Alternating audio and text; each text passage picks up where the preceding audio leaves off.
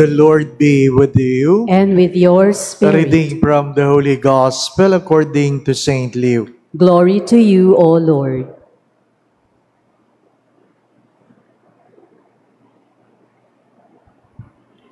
Jesus said to the crowds, "To whom shall I compare the people of this generation? What are they like? They are like children who sit in the marketplace and call to one another, 'We played the flute for you, but you did not dance. We sang a dirge, but you did not weep.' For John the Baptist came neither eating food nor drinking wine, and you said, 'He is possessed by a demon.' The Son of Man came eating and drinking, and you said, 'Look, he is a glutton and a drunkard, a friend of tax collectors and sinners.' But wisdom is vindicated by all their children."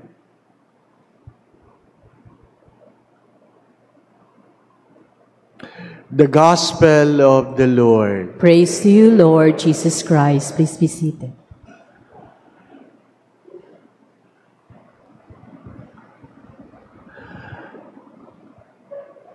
If you ask your doctor when to take the medicine, they will give you when. Not for the sake of giving you the time when to take it, but they know that is the best time that will it give a good effect on your body. But some of us who have maintenance, sometimes we take it for granted. Mamaya na lang. Mamaya na lang. Ano po? And I know people who died, people who got a stroke because they failed to take their medicines on time. But I would like to put that into context in the many things of our lives. Kung kayo'y magdi-decide agad, alam po ninyo, mas madali sana ang buhay.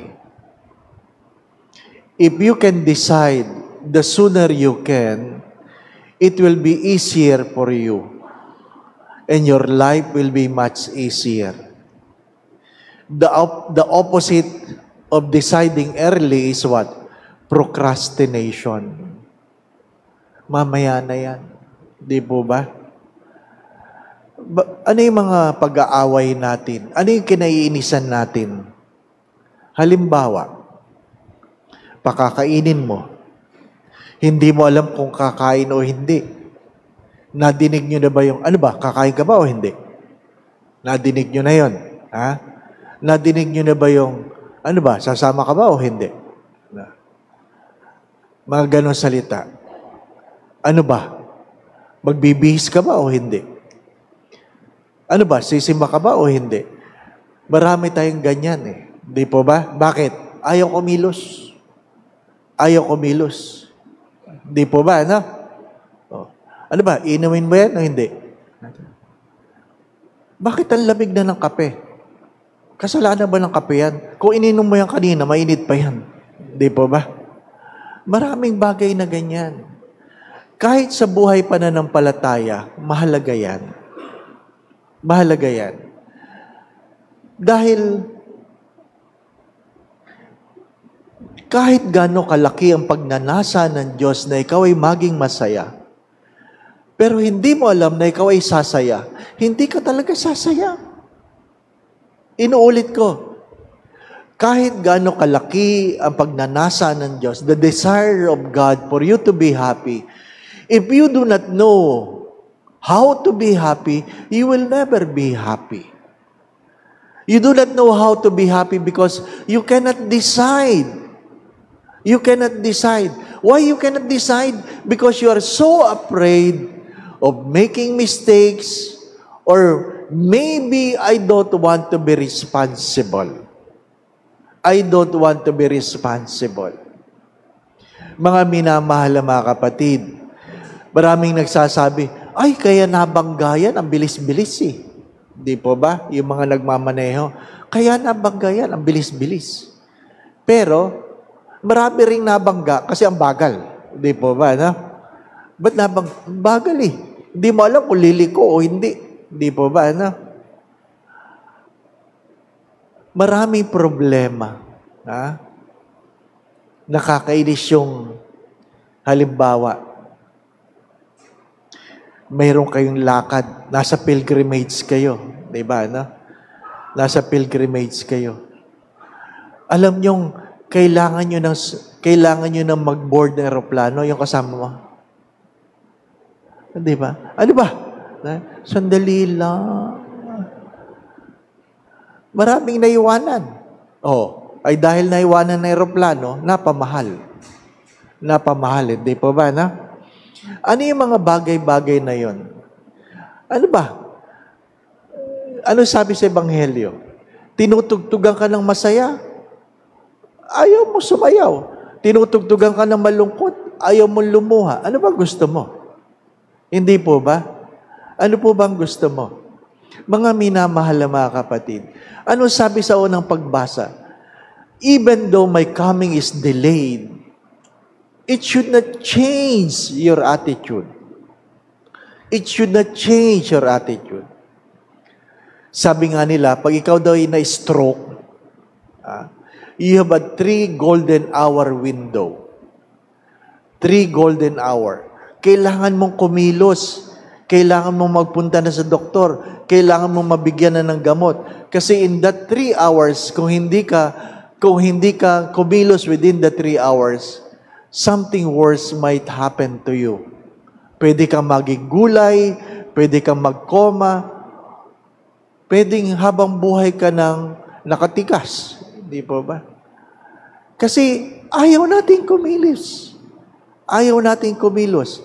Mga minamahal na mga kapatid, madalas ko po ito sinasabi, ang oras ay hindi marunong mag-antay. Ang oras ay hindi marunong mag-antay. Sa palagay po ba ninyo, pag hindi kayo kikilos, ang oras hindi din kikilos? Hindi. Ang oras ay tuloy-tuloy. Hindi po ba, no? Tuloy-tuloy.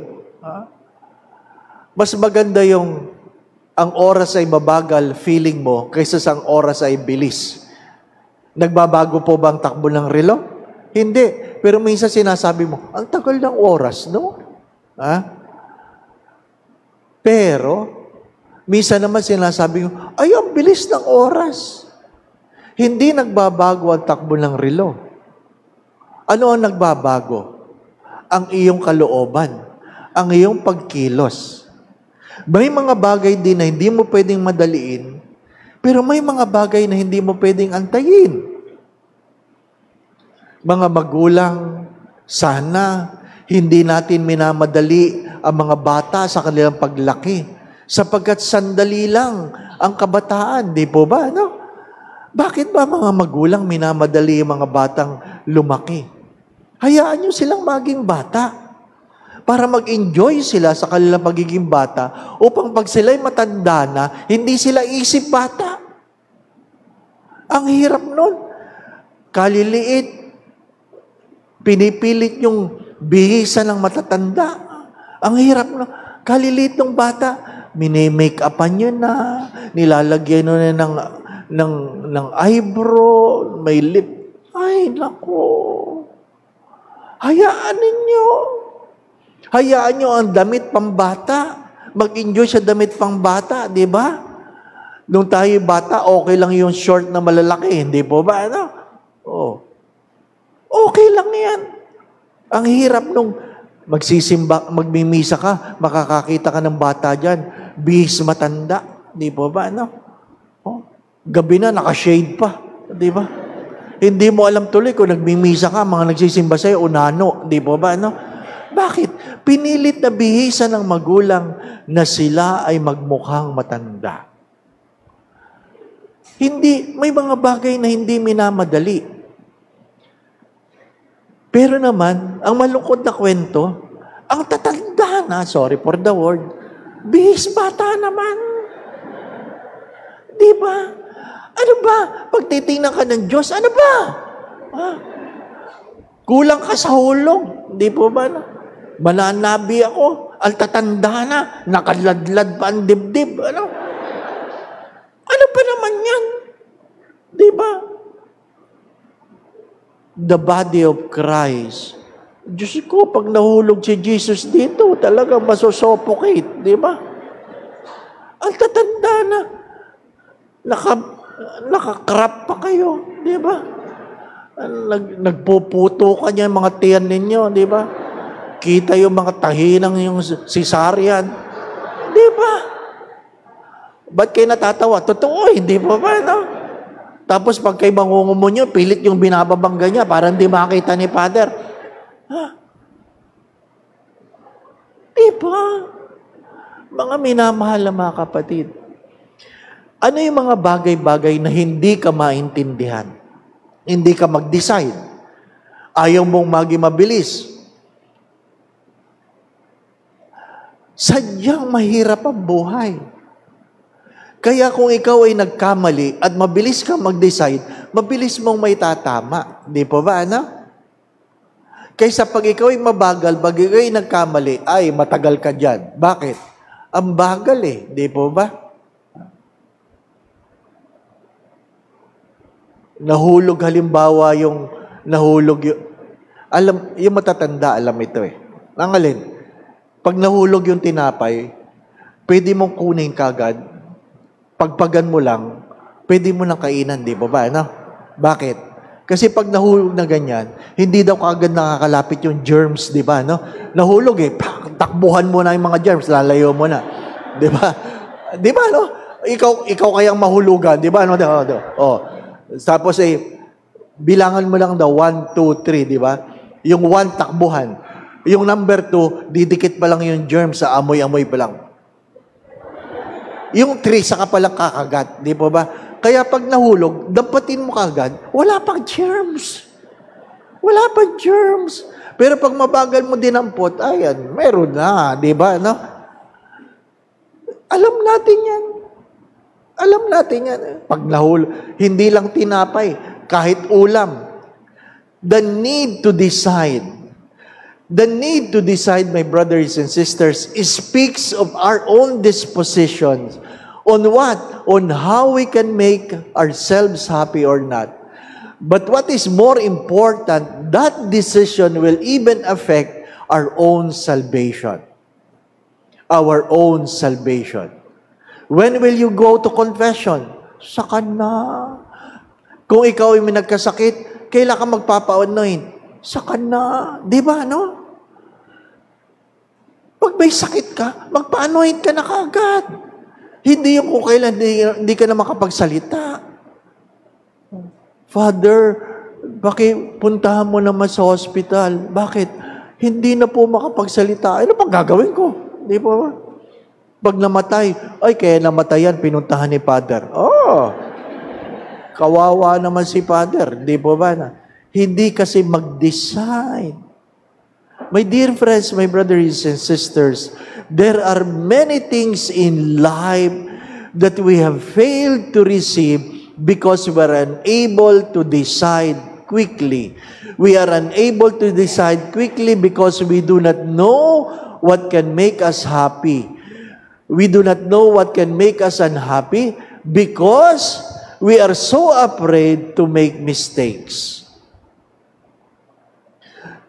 Mananabi ako sa mga babae. Sa dinami-dami ng mga damit ninyo, late kayo sa misa.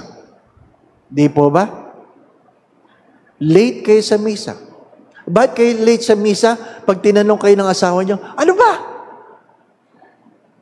Sasabihin mo, wala akong damit.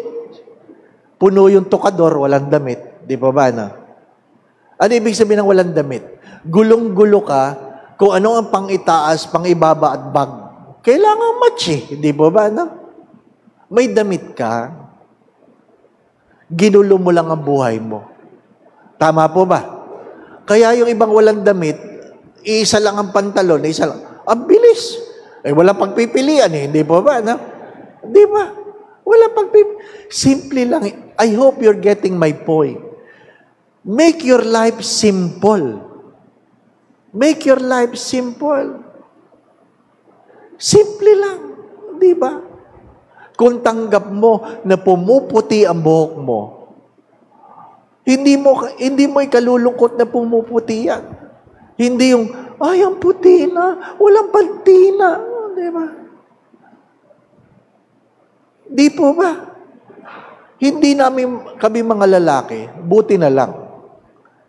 Ngayon, bigla ko tuloy naisip, hindi lahat, di po ba, no? Na ano, hindi naman kami naglalagay ng kilay, di po ba, no? Hindi naman kami nagkikilay. Pero ngayon, parang kinakabahan ako, may mga lalaki na nagkikilay, di po ba? Ha?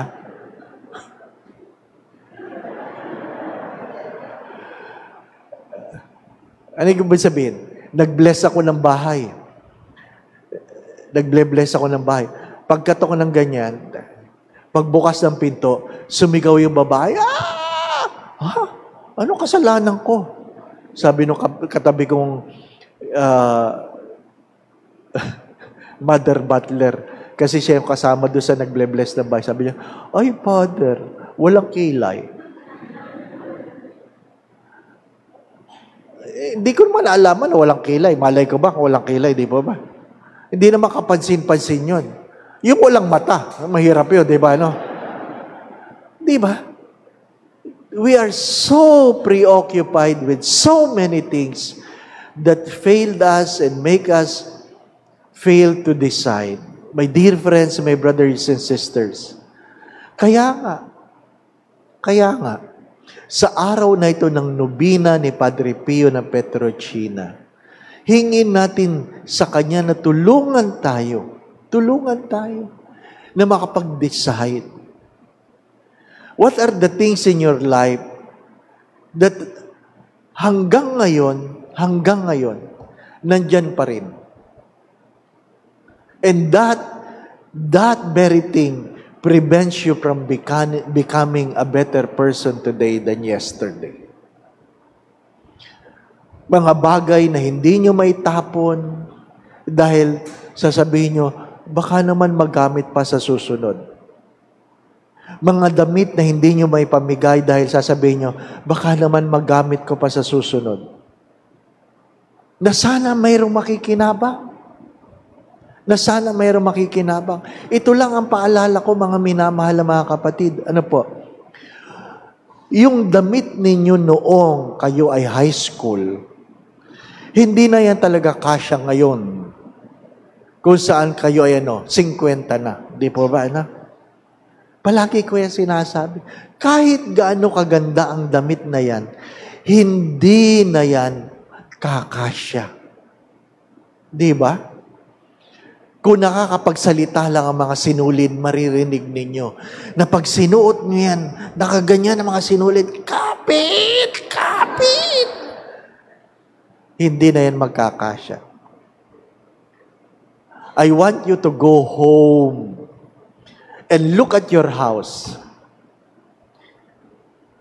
and decide what are the things that are supposed to be gone already that I have been keeping and preoccupying space where God can stay.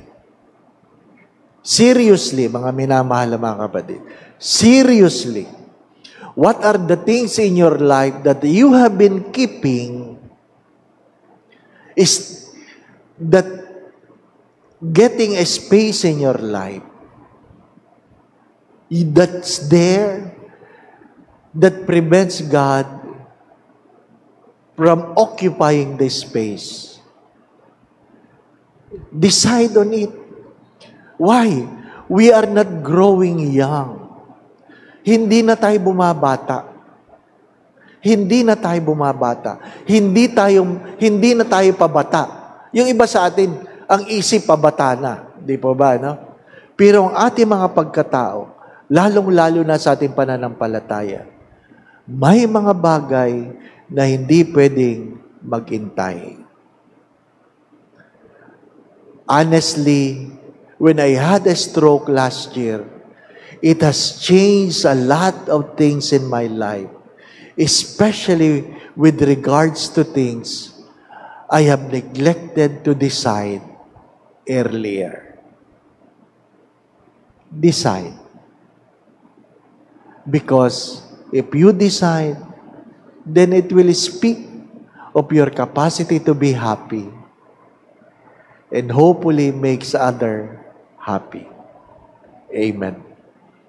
Yung konkretong example ngayon lang. Ha? Why people cannot decide. Yung mangungumunyon ka, na nakaganyan ka, tapos nakagano ka. Ang hirap, di po ba? Ano ba? Saan ko ba ilalagay? Sa kamay o sa bibig? Di po ba? Pag nilagay mo sa kamay, hahabulin ang bibig. Decide. Life will be much easier if you decide. Yung mga magulang, kasi sa tingin ko, ang daming problema ganito. Yung mga magulang na, yung kanilang mga anak, may nanliligaw. Ano ba? Ligaw na ligaw. Sino ba yung naliligaw na yan? Ngayon, 50 na, sasabihin sa anak, hindi ka ba mag-aasawa? Ay, huli na. Paulit-ulit ko yung sinasabi, when priorities are clear, decisions are easily made. Hopefully today, by the grace and prayer of Padre Pio Petrocina, it will be made clear to us what is our priority. What is our priority? Remember this, brothers and sisters, your hands are so little. If you will not let go what is in there that is not of God, God cannot place what is His in your hands. The Lord be with you. And with your spirit. And may Almighty God bless you and your family, the Father, the Son, and the Holy Spirit. Amen. We go in peace to love and serve the Lord. Thanks be to God.